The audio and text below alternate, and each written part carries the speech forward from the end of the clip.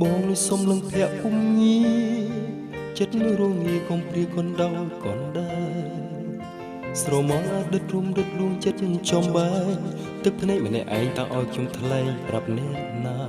បងដឹងច្បាស់ថាអូនអស់ក្តីស្នេហាបានជាជីវ៉ាអូនខំធ្វើរឹកពីតោះតា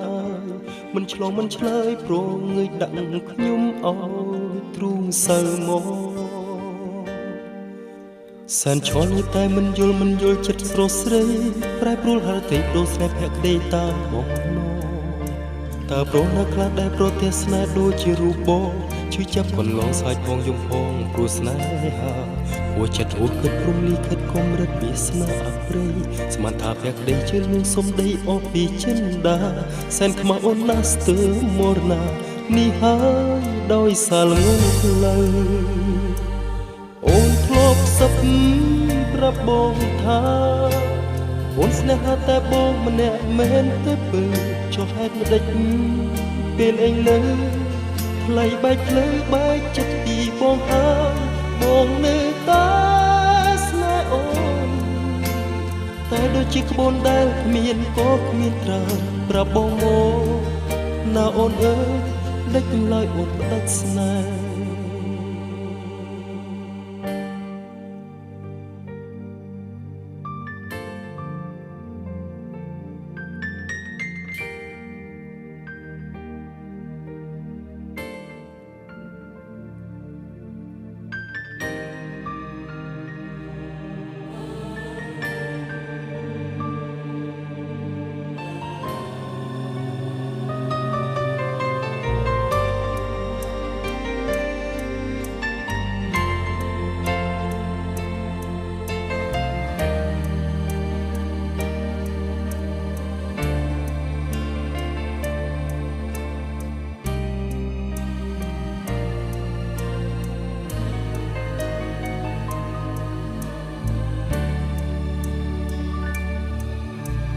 បងលុយសុំលឹងភ័ក្រពុំញី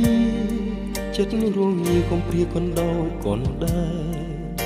ស្រមងអត់ដិតរុំដិតលួងចិត្តចំបែ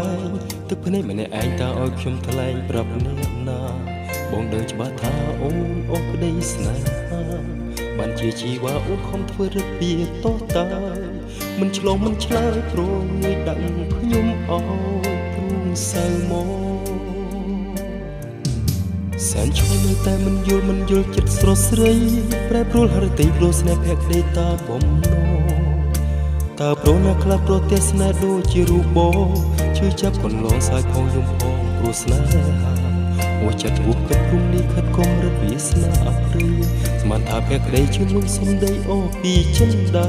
សែនខ្មៅអូនណាស់ស្ទើរមរណានេះហើយដោយសារល្ងងខ្លាំងអូនធ្លាប់សឹកប្រាប់បងថាអូនស្នេហាតែបងម្នាក់មែនទេពើចុះហេតុម្ដេចពេលអីលើថ្លៃបែកភ្លើបែកចិត្តពីបងហើយបងនៅតែស្នេហ៍អូនតែដូចជាក្បូនដែលគ្មានក៏គ្មានត្រាប្រាប់បងមកណាអូនអើយផ្ដាច់ឡើយអូនផ្ដាច់ស្នេហ៍អូនធ្លាប់សឹកប្រាប់បងថាអូនស្នេហាតែបងម្នាក់មែនទេពើចុះហេតុម្ដេចពេលអីលើថ្លៃបែកភ្លើបែកចិត្តពីបងហើយបងនៅតែ